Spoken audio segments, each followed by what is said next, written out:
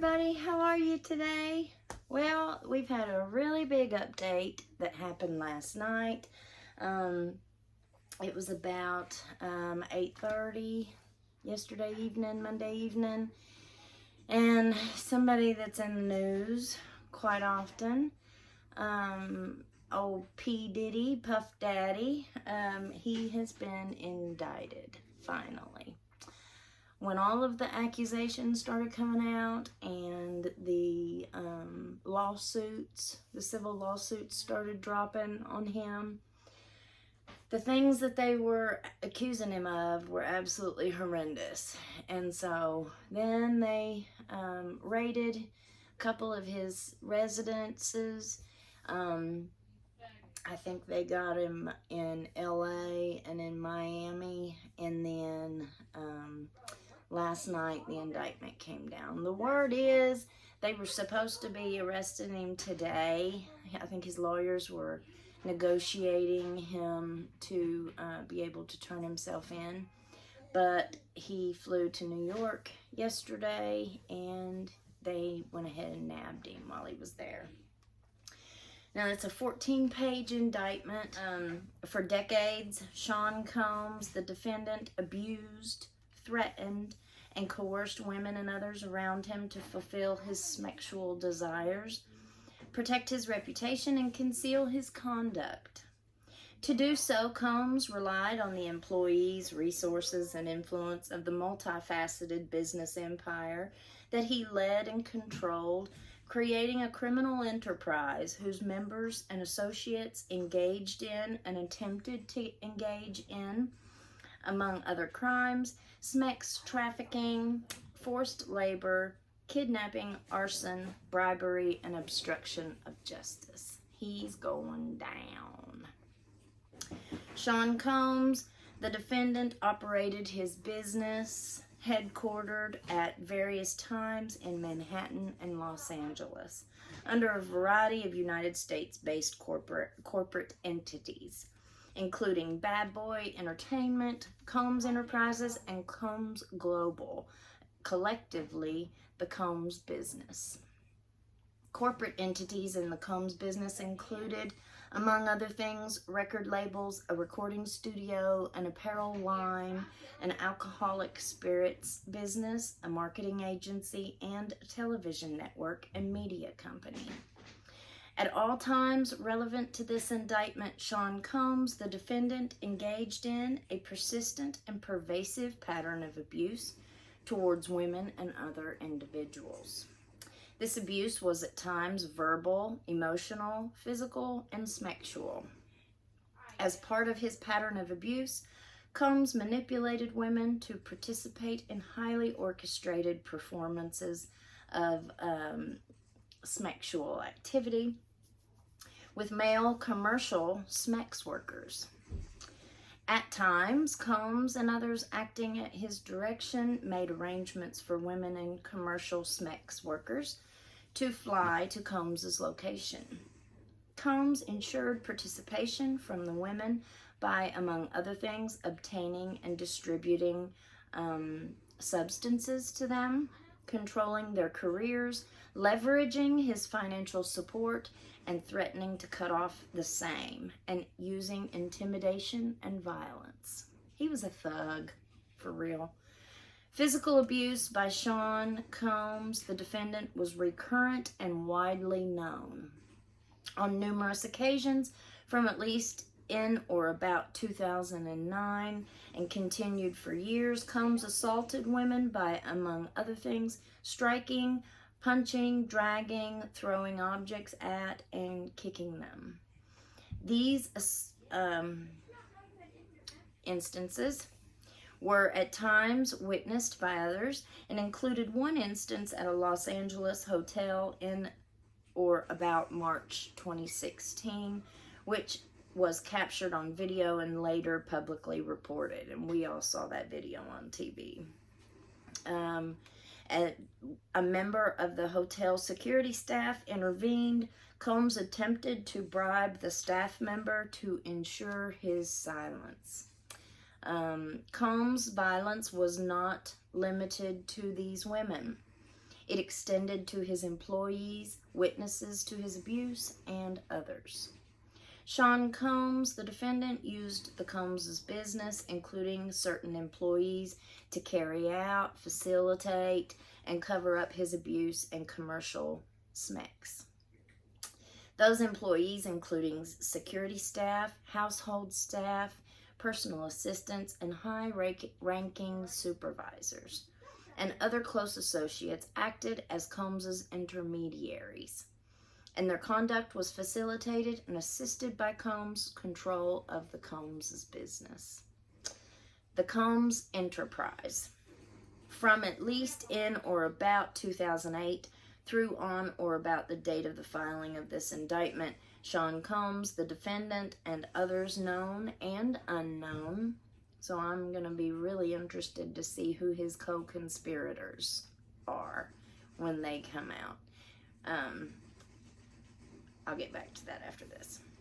Members and associates of the Combs enterprise engaged in and attempted to engage in, among other activities, sex trafficking, forced labor, interstate transportation for purposes of prostitution, coercion and enticement to engage in prostitution, drug offenses, kidnapping, arson, bribery, and obstruction of justice. I'm telling you, he's going down. The Combs enterprise, including its leadership, its members, and its associates, constituted an enterprise. This is where the RICO, this is all the RICO count. Let's see. Constituted an enterprise as defined by Title 18, United States Code, Section 1961, 4, that is, a group of individuals associated in fact, although not a legal entity. The Combs enterprise consisted of Sean Combs and then all of his AKAs, the defendant, entities with the Combs business, including but not limited to Bad Boy Entertainment, Combs Enterprises, and Combs Global. Individuals employed by and associated with the Combs business, and others known and unknown. The Combs enterprise constituted an ongoing organization whose members functioned as a continuing unit for a common purpose of achieving the objectives of the Combs enterprise. The Combs enterprise was engaged in and its activities affected interstate and foreign commerce. The Combs enterprise operated in the Southern District of New York and elsewhere. Let's see. Number 10, Sean Combs, the defendant, and others known and unknown participated in unlawful and other activities related to the conduct of Combs enterprise affairs.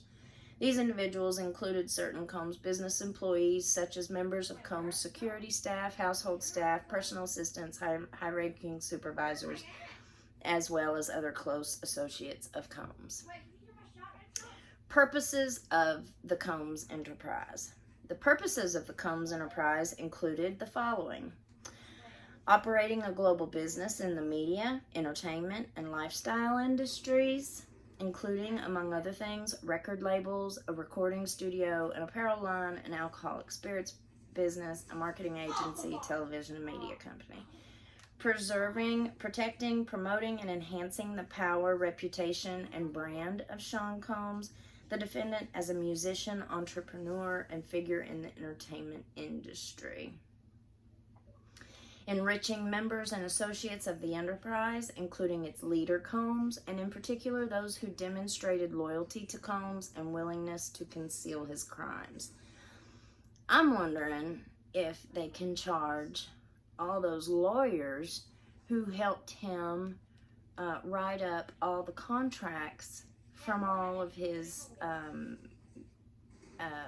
musicians who he stole their rights to. He hid behind lawyers. He had enough money to pay lawyers to do anything in terms of writing contracts and what was inside of those contracts.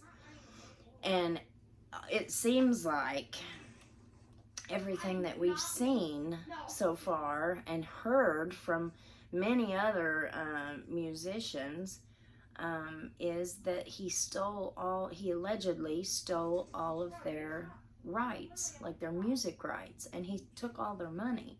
So nobody got their own money from their own work. Like, he really ripped off a lot of people. So I would like to see if any of those attorneys could be facing charges, because they were instrumental in furthering that criminal enterprise. He couldn't have done any of that without the attorneys assisting him, and they knew what they were writing in those contracts. Okay. Preserving, protecting, promoting, and enhancing, fulfilling the personal desires of Combs, particularly those related to Combs's sexual gratification, including through the exploitation of women and the use of commercial sex workers. Enabling Combs and other members and associates of the Combs enterprise to engage in unlawful acts of violence, including sexual violence, sex trafficking, forced labor, interstate transportation for purposes of prostitution, concealing the commission of such acts, drug distribution, securing absolute loyalty from members of the Combs enterprise, including through acts of violence and threats, protecting the Combs enterprise and its members and associates, including Combs, from detection and prosecution by law enforcement authorities through acts of intimidation, manipulation, bribery, and threats of retaliation against individuals who witnessed the crimes committed by members and associates of the enterprise. They were a gang. Means and methods of the enterprise. Among the means and methods by which Sean Combs, the defendant, and other members and associates of the Combs enterprise conducted and participated in the conduct of the affairs of the Combs enterprise included the following. Combs and other members and associates of the Combs enterprise wielded the power and prestige of Combs' role at the Combs business to intimidate, threaten, and lure female victims into Combs' orbit, often under the pretense of romantic relationship. Combs then forced threats of force and used force, threats of force, and coercion to cause victims to engage in extended sex acts with male commercial sex workers that Combs referred to as, among other things, freak-offs. Freak-offs were elaborate and produced sex performances that Combs arranged, directed, pleased himself during, and often electronically recorded. He was sick. He is sick. In arranging these freak-offs, Combs, with the assistance of members and associates of the Combs enterprise, transported and caused to be transported commercial sex workers across state lines and internationally. Freak-offs occurred regularly, sometimes lasted multiple days, and often involved multiple commercial sex workers. During freak-offs, Combs distributed a variety of controlled substances to the victims, in part to keep victims obedient and compliant. He doped them up. Sometimes unbeknownst to the victims, Combs kept videos he filmed of victims engaging in sex acts with commercial sex workers, and then he held it over their head, of course. After freak-offs, Combs and the victims typically received IV fluids to recover from the physical exertion and substance use. Members and associates of the Combs enterprise, including high-ranking supervisors, security staff, household staff, personal assistants, and other Combs business employees, facilitated the freak-offs by, among other things, booking hotel rooms for the freak-offs, stocking the hotel rooms in advance with the required freak-off supplies, including controlled substances, baby oil, lubricant, extra linens and lighting, cleaning the hotel rooms after the freak-offs to try to mitigate room damage, arranging for travel for victims, commercial sex workers, and Combs to and from freak-offs, resupplying Combs with requested supplies, delivering large sums of cash to Combs to pay the commercial sex workers, and scheduling the delivery of the IV fluids. In or about March 2024, during searches of Combs' residences in Miami, Florida, and Los Angeles, California, law enforcement seized various freak-off supplies, including narcotics and more than 1,000 bottles of baby oil and lubricant. Wonderful. Combs subjected victims to physical, emotional, and verbal abuse to cause the victims to engage in freak-offs. Combs maintained control over his victims through, among other things, physical violence, promises of career opportunities. Of course, ain't that just like the movie director, whatever his name was. He's not even worth mentioning because he was a big, fat, ugly, nasty man. Combs maintained control over his victims through, among other things, career opportunities, granting and threatening to withhold financial support, and by other coercive means, including tracking their whereabouts, dictating to victims how their appearance should be, monitoring their medical records, controlling their housing, and supplying them with controlled substances. During and separate from freak-offs, Combs, among other things, hit, kicked, threw objects at, and dragged victims at times by their hair. These instances often resulted in injuries that took days or weeks to heal.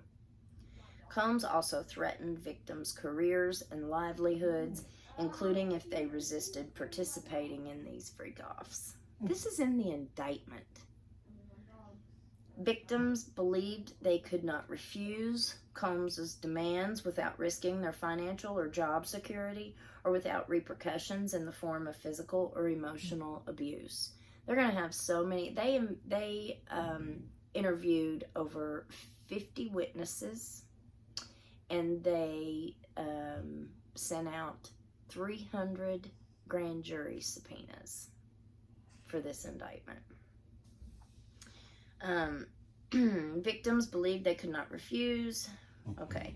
Combs also used the sensitive, embarrassing, and incriminating recordings that he made during these freak-offs as collateral to ensure the continued obedience and silence of the victims.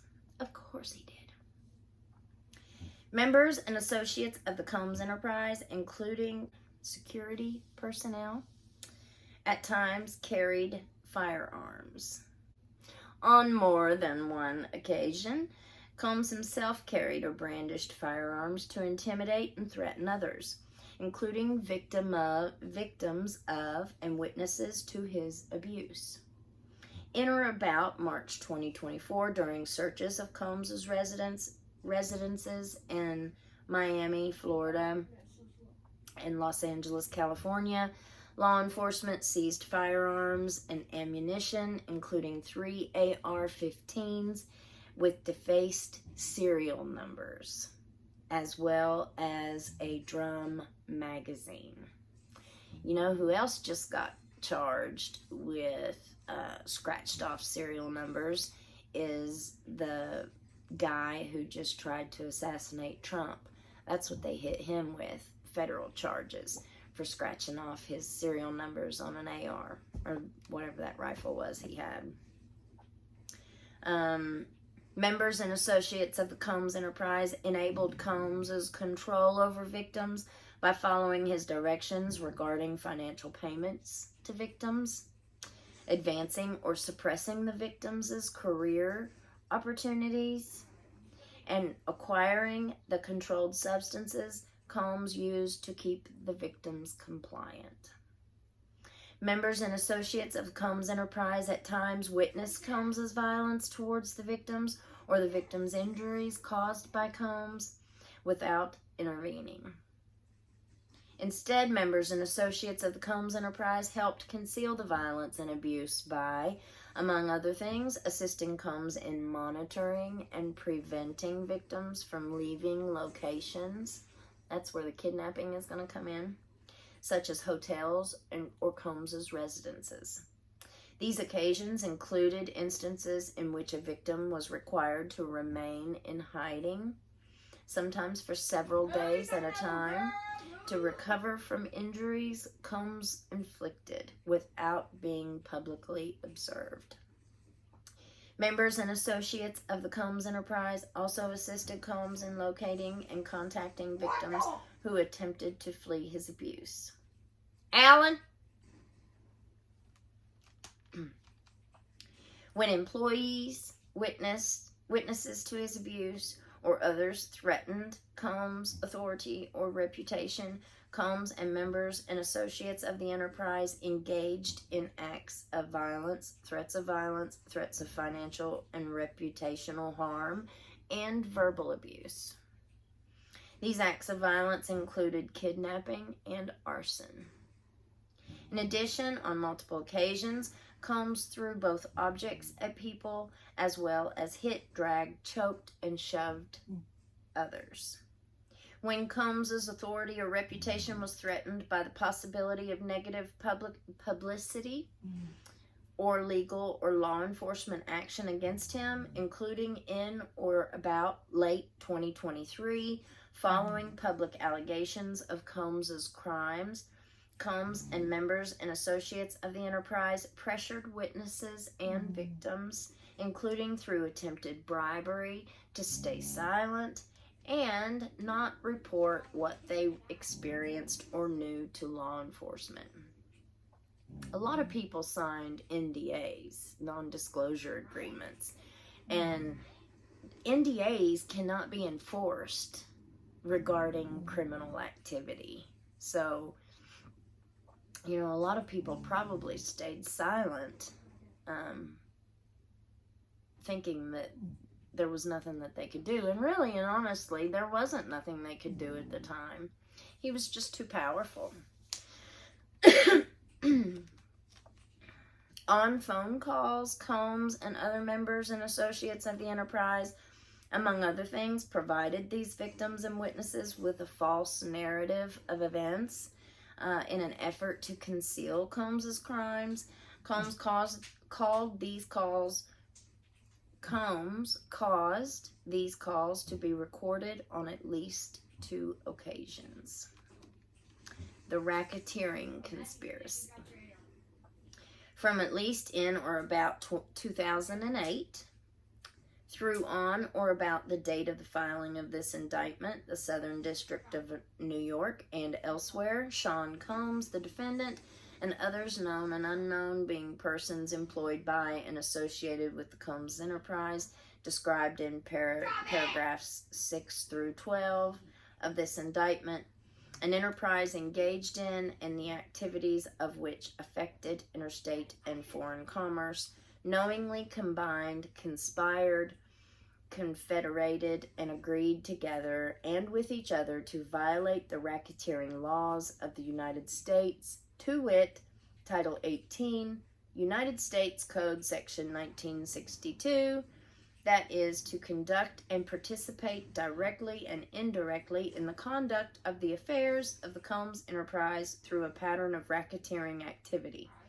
as that term is defined in Title 18. So the multiple acts involving kidnapping, multiple acts involving arson, and then they do the same thing on bribery.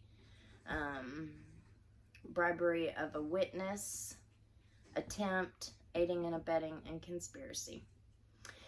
Multiple acts indictable under Title 18 relating to tampering with a witness, victim, or an informant, relating to forced labor, relating to sex trafficking, and then relating to transportation and inducement to travel for purposes of prostitution and other illegal sexual activities. Multiple offenses involving the possession with intent to distribute or distribution of narcotics and controlled substances, including cocaine, oxycodone, alprazolam, and then methamphetamine. And then there's a couple other things here that I don't even know what they are. Ketamine. I'd say that's probably that Tootsie. The pink stuff that is running around nowadays. I don't think it's quite made it here to our mountains yet, but I'm sure it's on its way. Distribution and possession with intent to distribute and conspiracy to do the same, aiding, abetting, and willfully causing. It was part of the conspiracy that Sean Combs, the defendant, agreed that a conspirator would commit at least 2 acts of the racketeering activity in the conduct of the affairs of the Combs enterprise. Notice of special sentencing factor. From at least in or about 2009 up to and including in or about 2018 in the Southern District of New York and elsewhere as part of his agreement to conduct and participate in the conduct of the affairs of the Combs enterprise through a pattern of racketeering activity, Sean Combs, the defendant, agreed to, in and affecting interstate and foreign commerce, knowingly recruit, entice, harbor, transport, provide, obtain, advertise, maintain, patronize, and solicit by any means a person knowing and in reckless disregard of the fact, means of force, threats of force, fraud, and coercion as described in Title 18, and any combination of such means would be used to cause the person to engage in a commercial SMEX act. Okay. Count 2. That was just count 1. Now we're on count 2. SMEX trafficking by force, fraud, or coercion. Victim number 1. From at least in or about 2009 up to and including in or about 2018 in the Southern District of New York and elsewhere, Sean Combs, the defendant, in and affecting interstate and foreign commerce, knowingly recruited, enticed, harbored, transported, provided, obtained. Okay, it goes all the way back down through that.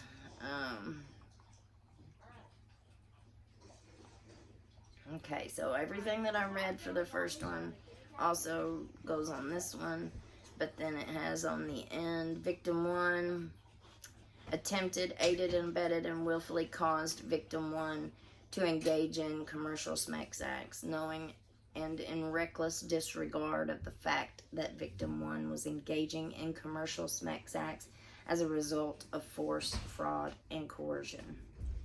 Count 3, transportation to engage in prostitution. That's pretty self-explanatory. All right, here's the biggie. Forfeiture allegations. As a result of committing the offense alleged in count 1 of this indictment, Sean Combs, the defendant, shall forfeit to the United States, pursuant to Title 18, any and all interests the defendant acquired or maintained in violation of Title 18. Any and all interests in securities of, claims against, and property or contractual rights. There's the contracts. Contractual rights of any kind affording a source of influence over the enterprise named and described herein, which the defendant established, operated, controlled, conducted, and participated in the conduct of in violation of Title 18. And any and all property constituting and derived from the proceeds obtained directly and indirectly said offense, including but not limited to a sum of money in the United States currency representing the amount of proceeds traceable to the commission of said offense. There goes Avi's money. Let's see. And all of his property. Let's see. Any and all property, real and personal, involved in, used, or intended to be used to commit or to facilitate. So any of these properties that he had all these freak-offs in, gone. Facilitate the commission of said offense, and any and all property traceable to such property. Oh, it's all gone, man. Any and all property, real and personal, constituting or derived from proceeds obtained directly or indirectly as a result of said offense, including but not limited to, it says the same thing. And on count 3, same thing. Substitute assets provision.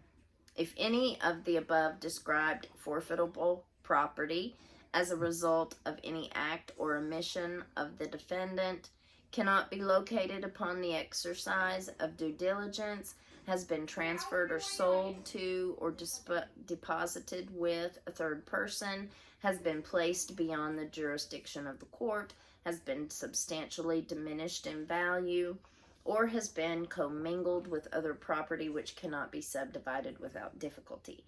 It is the intent of the United States, pursuant to 18, to seek forfeiture of any other property of the defendant up to the value of the above forfeitable property. He is done. And that's the end of the indictment. So, yeah. Old Diddy is going down big time.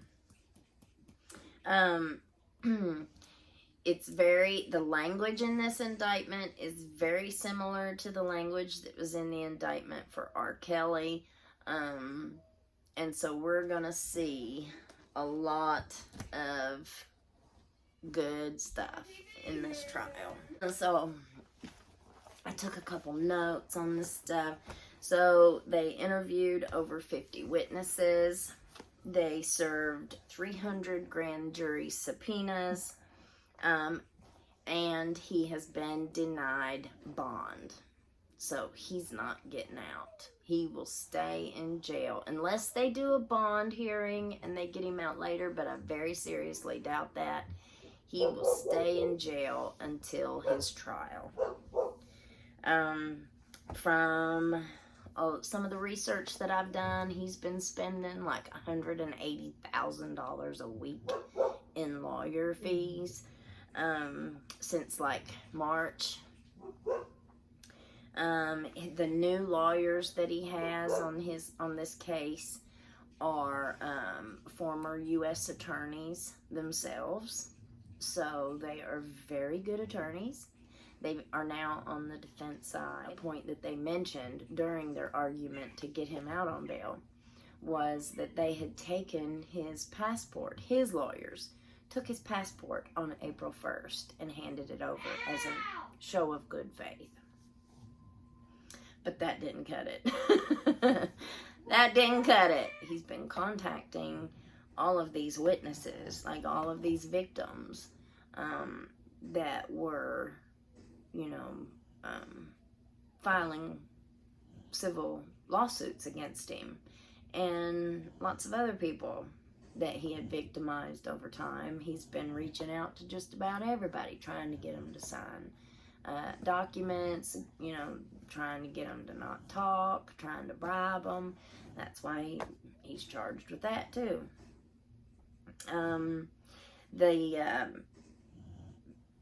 At the court hearing today, he was interviewed by pretrial services, and pretrial suggested that he be remanded, and the judge agreed with them. And so they remanded him into custody. Or, well, he was already in custody from last night, but he was not released. And that's what else I wanted to say. Who else is going down with him? Who are the co-conspirators? Well, we know who runs around in these circles. I'm wondering if old Stevie J's gonna go down with him. He was pretty much the only one that was standing up for him and running around with him. But they've got all of these videos of the freak-offs. They have all this evidence. They have the witnesses. They have this case sewed up. I hope that they do a much better job on this prosecution than they are in the Young Thug trial in Atlanta. Those prosecutors are absolutely bombing in the courtroom. All of their plea bargains, all of their witnesses are coming in and saying that they didn't agree to what was in their plea bargain. They've all been coerced by the prosecution. I mean, it's really, really bad. I've been keeping up with this trial, and I'm going to be doing some videos on it too. But so that's the big news with P Diddy. I didn't mean for it to be a 40-minute long video, but here we go. So, if you stayed this long, which I'm sure most people don't, if you can, please hit the subscribe, hit the like button if you do, and stick around. I'm trying to figure it out. We'll get there. See you on the next one.